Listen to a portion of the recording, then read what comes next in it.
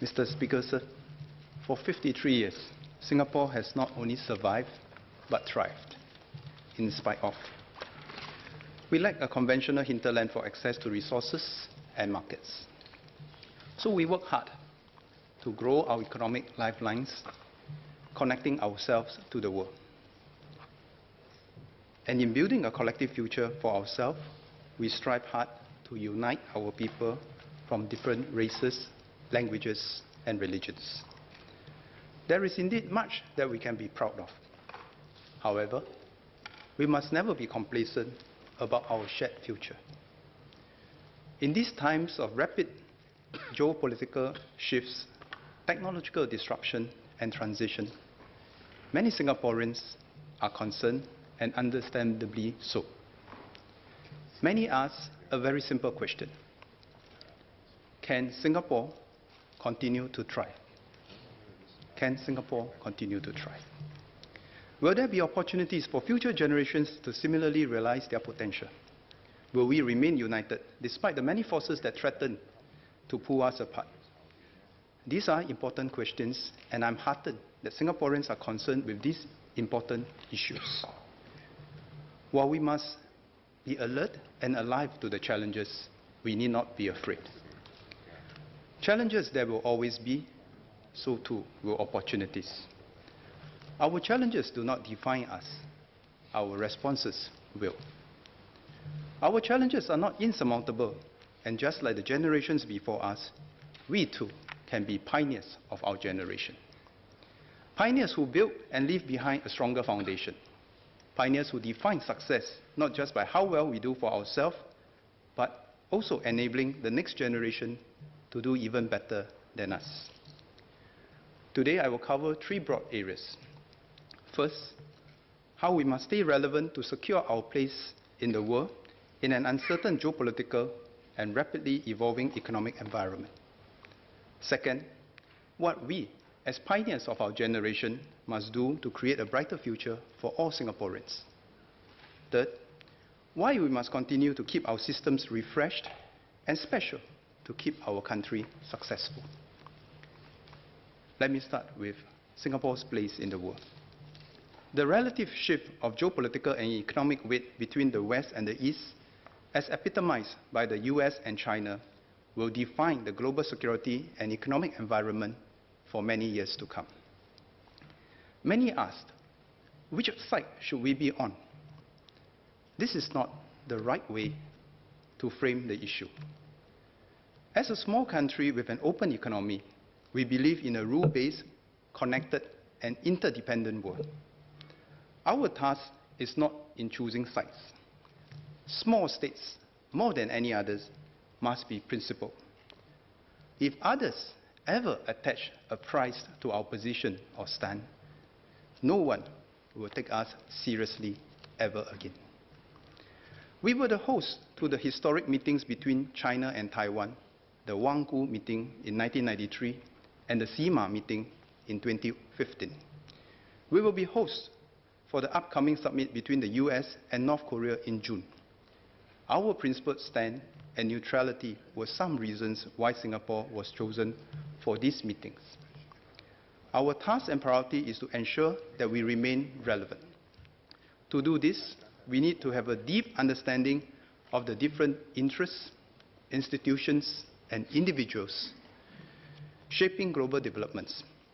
All of us, government, businesses, and private individuals, must understand the world and collectively remain alert to the forces impacting us and for us to navigate them carefully. Let me illustrate with an example. China is a fast-evolving giant, and China is not monolithic. Its interests vary and differ across its security, economic, and social dimensions. There are also different provinces and different layers of government, each with their own perspectives and priorities. This tells us two things. First, to be relevant to China, we can't rely on old mindsets and solutions. China is not looking for hand-me-down solutions. They are looking to develop their own solutions to their own unique challenges, sometimes by themselves, sometimes with partners. Second, given their different interests and perspectives, knowing only the central government will be necessary but insufficient. To do business with China, we must understand the different provinces and personalities as well. Only then can we provide more relevant ideas for mutual benefit in a timely manner. Now that China has moved beyond attracting foreign investments into venturing abroad, we must ask ourselves how we can play a role in partnering the Chinese to explore third markets, or how we become a platform for them to reach out to third markets. However, this does not mean that we become more Chinese, or do we replicate the Western model for them. Instead, we must contribute to the partnership as Singapore, a multiracial and multicultural society capable of developing unique solutions to our shared challenges, having learned from both the East and the West. There are many successful Singaporeans making waves in China because they bring this unique value. I had earlier today shared a video on my Facebook that illustrates this. The short film shows how enterprising and spirited Singaporeans can be, and how we can be relevant to China at different levels. How we relate to China must also be how we relate to the rest of the world. With the US, we not only deepen collaboration with American companies in areas such as smart city solutions and e-commerce, we are also an established gateway, a launchpad for American companies seeking growth opportunities in the region. What's clear is that no one deals with Singapore for our domestic markets or resources alone. Instead, they leverage upon us as a platform to reach the region and the world. To remain effective and attractive, we must develop people with a deep understanding of the region and the world, so that we can create value when others come and do business with us. Our education and training models must similarly evolve in tandem to support this. Beyond the technical skills which we already excel, Singaporeans must be equipped with the mindset and skill sets to operate and compete globally. This must be our competitive advantage, and we can do more. I'm encouraged by the ongoing efforts that give our people this very global exposure that we desire.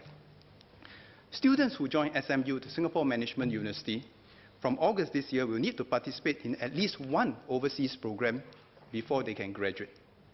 SMU believes that this will give its students a strong competitive edge and open doors to international networks and opportunities. I agree with them. More of our institutions should do so.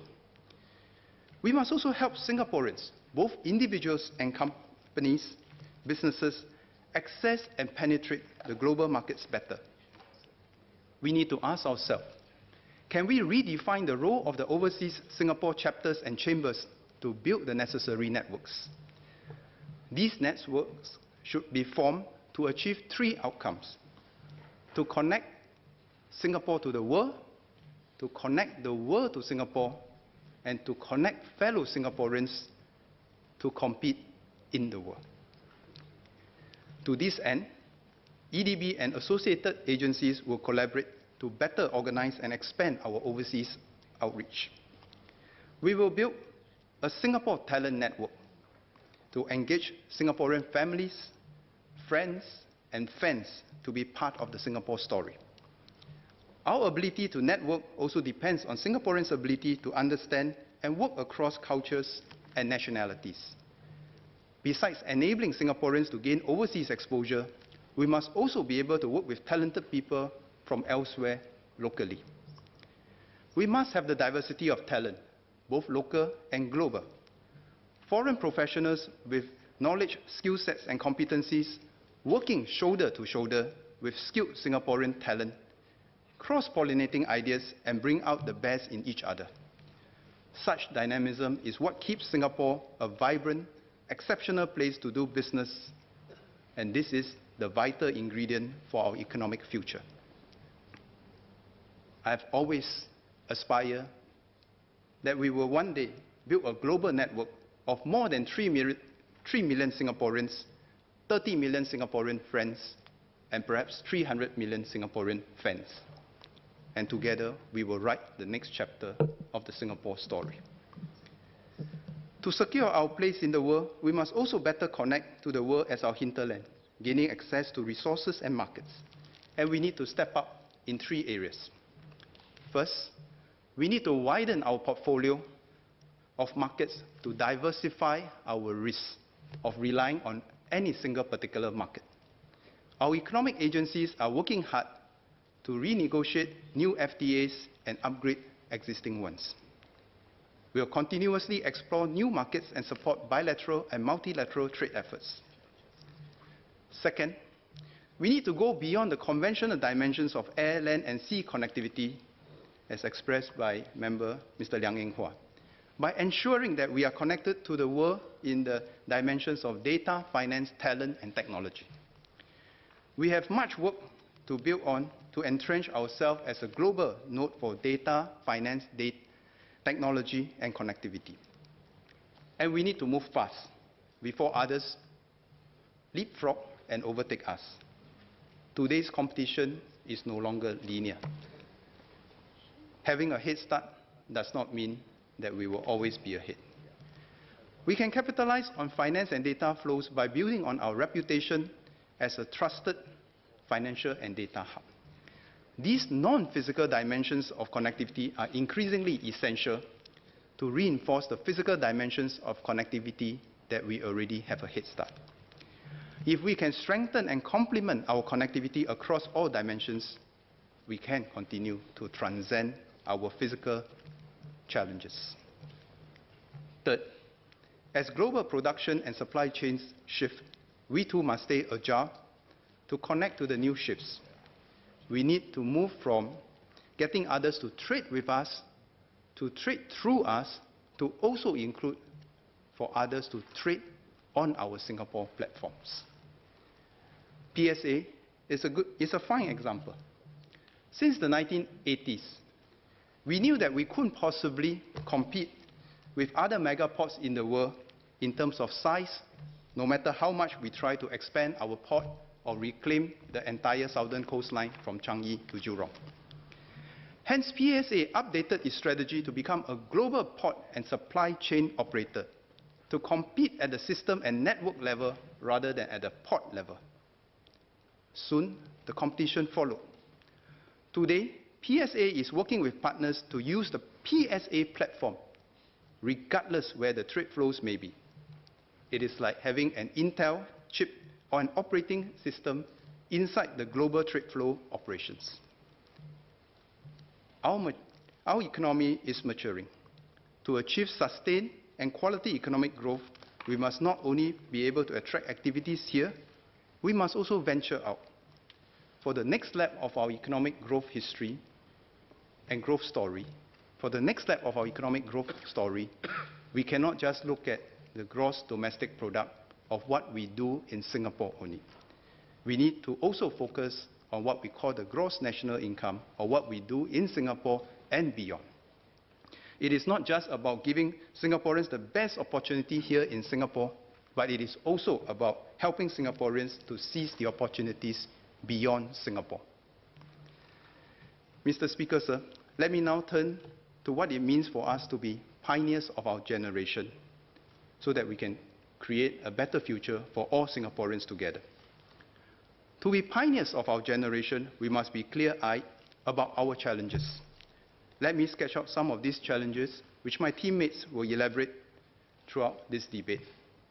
There are at least 6 areas that we need to focus on: having an innovative economy, building an inclusive society, ensuring social mobility, building our future Singapore, building our national identity, and building trust. Let me start with the first, on an innovation-driven economy.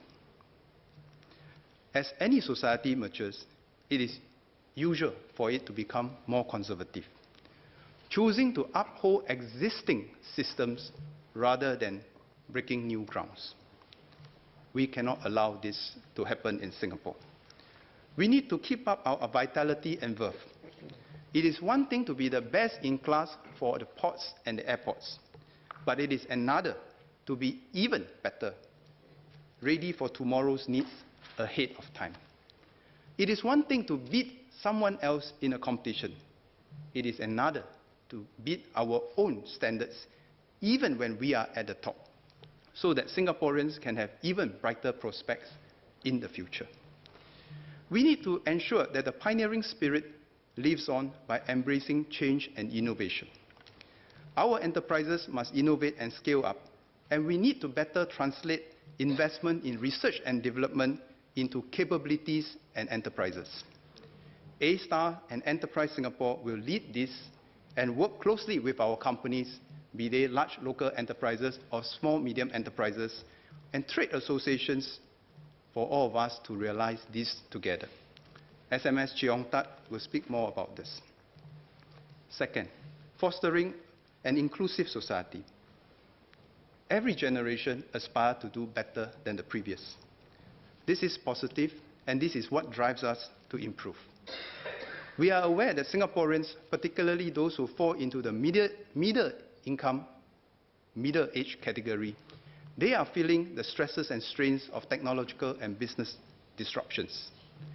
As leaders, it is our responsibility to ensure that everyone progresses together. In keeping faith with the government, Singaporeans want us to understand their fears, concerns, and aspirations. We need to continue to better help the striving broad middle group to keep improving their lives. We need to make sure that our training and skills upgrading are relevant and accessible, helping our workers to access opportunities throughout their entire life cycle. We must do better for the weak and the vulnerable in society, but beyond providing immediate relief, we must also enable them to do better for themselves.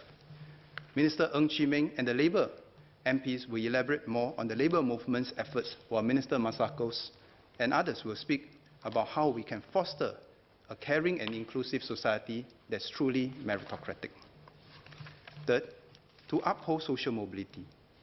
As society matures, social mobility tends to slow down, with social inequality becoming more apparent over time.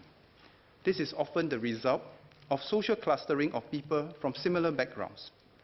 Social inequality is also partly caused by our humans' natural instincts to pass on wealth and privileges to the next generation. If left unchecked, our people may lose faith in our system of meritocracy. If left unchecked, our people may lose faith in our system of meritocracy, and this can hurt our social compact. So can we mitigate the forces that widens social inequality? How can we better distribute the fruits of growth to a broad majority to prevent stratification as a society? We have seen the fallout from others who did not do so. Hence, upholding social mobility is something that we must take seriously. We want everybody to have a good start and to achieve their full potential. This means ensuring that opportunities are accessible to all who are hardworking, talented, and committed. That opportunities are not just tied to academic grades, but also to the right aptitude and skills. Minister Ong Ye Kung and various members will address some of these challenges. Fourth, as pioneers of our generation, it is also our responsibility to continue building and planning ahead for the next generation. As we progress towards SG 100, we need to start planning not just for the next 50 years, but also beyond. Many of our decisions today will determine whether the next generation can have an even better living environment than ours. For example, how do we refresh our HDB flats and estates? How do we prepare our transport utilities data infrastructures for the next lap? Minister Lawrence Wong and SMS Janil will speak about these challenges and our responses. But the bottom line is this: we must never think that we are ever finished with building Singapore. We must never think that we are ever done building Singapore. Fifth, Beyond the economic and social development, our most critical piece of work is to rally our nation together. Our people must not be merely economic sojourners. They must have the natural instincts to defend what's ours, to build upon what we have, and stay put, even when the chips are down. A nation is not just about economic benefits. It is also about a sense of community and contribution. A true nation is one where its people will stay and fight for its future and build it all up, even when the chips are down. This is the spirit of the 1965 generation, and this is what we want to imbue in every generation of Singaporeans. How we communicate and work as a team will establish the foundation for our identity as Singaporeans. Minister Indrani Raja will speak on this important topic of our Singapore identity, and Minister Heng Swee Keat will also discuss how we intend to engage and partner fellow Singaporeans for the next lap.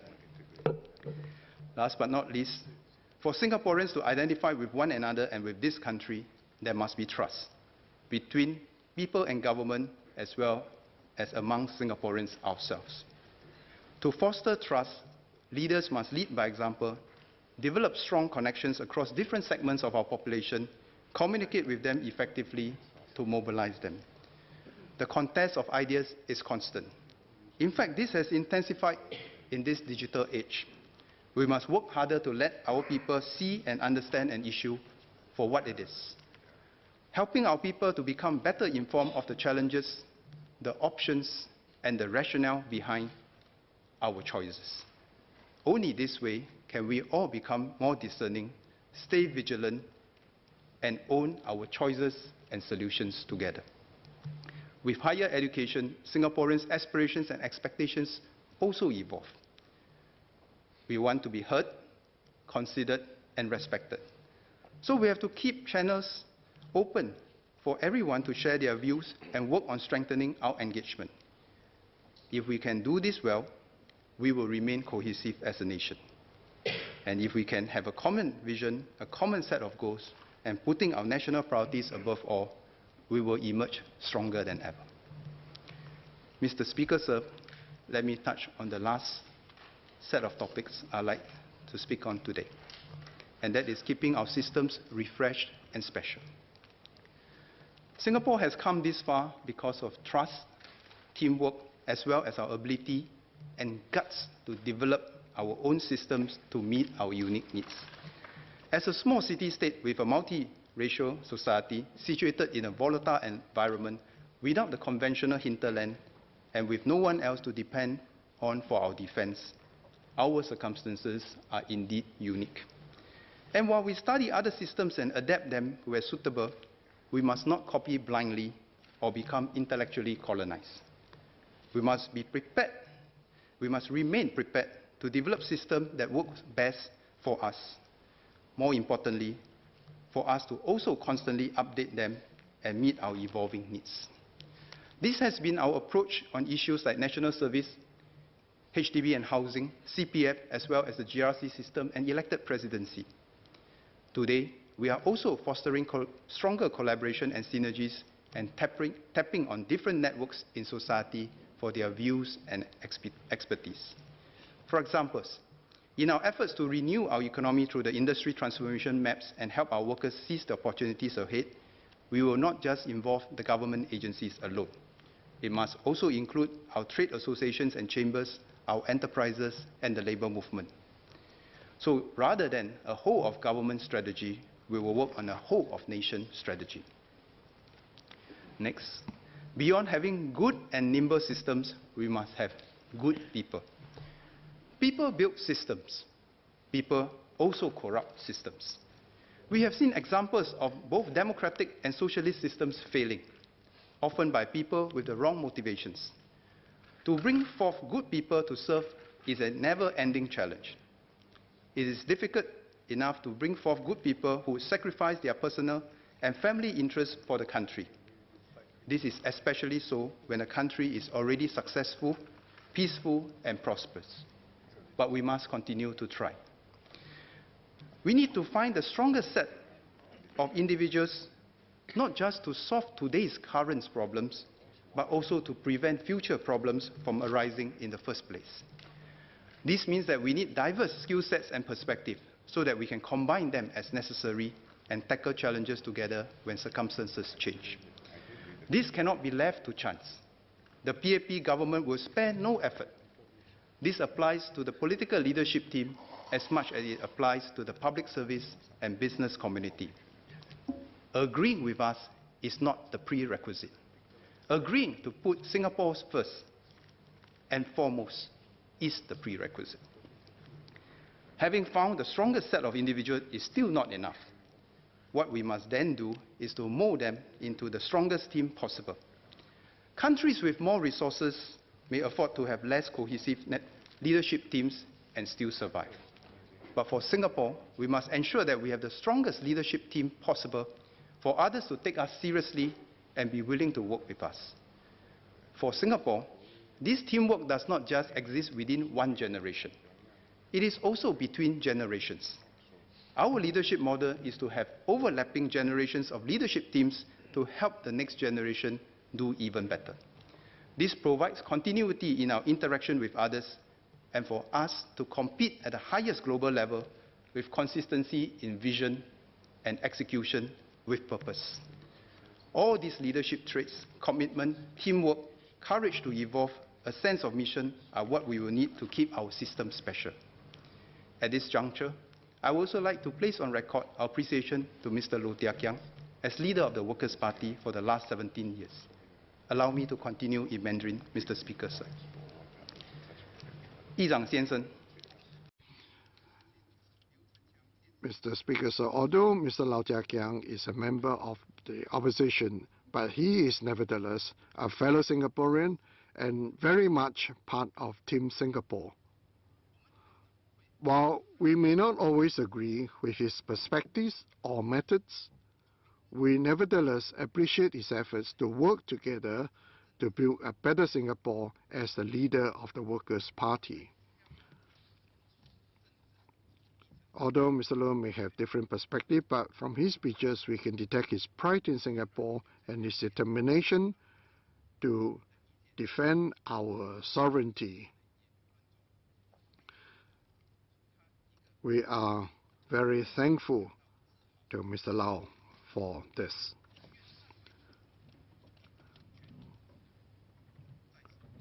Here we'd like to once again thank Mr. Lau Tia Kiang. We look forward to similarly working with Mr. Pritam Singh and the Workers' Party and to all our colleagues here to put Singapore's and Singaporeans' interests first, always.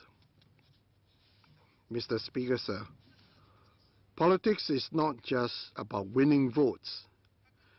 It is about serving our country and our people. In some places, to win votes by stoking anger and unhappiness may be a common practice in politics elsewhere, but this is negative politics and is not constructive. To win the hearts and votes of our people, we must work hard to develop sound policies for our common future. I hope that all of us will continue to define our politics in constructive ways. All along, my belief is that we want political leaders, not just politicians, to lead Singapore. Leaders who weigh options carefully before acting decisively and never opt for just the most expedient idea or solution for personal interest or short-term gains. It also means not shying away from making difficult or unpopular decisions, but being guided by that resolve to always do what is in the best interest of Singapore and Singaporeans, never shirking responsibility towards our current and future generations. In nation first, people first, our political leaders must treat our people with sincerity. We know that the achievement today is built on the foundation of what our previous generations has left behind. So every generation of Singaporeans must leave behind a better Singapore for our future generations, because we realize that we always take the success of our future generation as our definition for success. In the next lap of our country's history, we will have our fair share of challenges and opportunities for our generation. But we can be confident that we will build an even brighter future for ourselves and our future generations. To secure our place in the world, we have to value add to stay relevant, build our networks, and be able to compete globally in order to transcend our constraints of geography and resources and instead turn them into opportunities. As pioneers of our generation, we must continue to break new grounds, build on our fundamentals that have brought us this far, so that we can continue to enable the next generation to succeed even more than us. To keep Singapore successful, our system and politics must be special and refreshed, suited to our own unique circumstances and needs. We will also need to do more to inspire yet another generation of Singaporeans to come forth and serve Singapore in spite of. We can and we will together write the next chapter of our Singapore story that's meaningful, engaging, and real for all Singaporeans. Our 1965 generation has achieved that with much less. They have overcome their share of the challenges to leave us the Singapore we have today. There is absolutely no reason why our generation, who have so much more, cannot leave behind an even better Singapore for the next generation. We can together become Singapore unlimited. Unlimited by our geography, unlimited by our size, unlimited by our resources. We can only be limited by the scale of our ambition and drive. And our scale of ambition and drive will determine how far we progress as a nation for the next 50 years and more. Mr. Speaker, sir, I support the motion.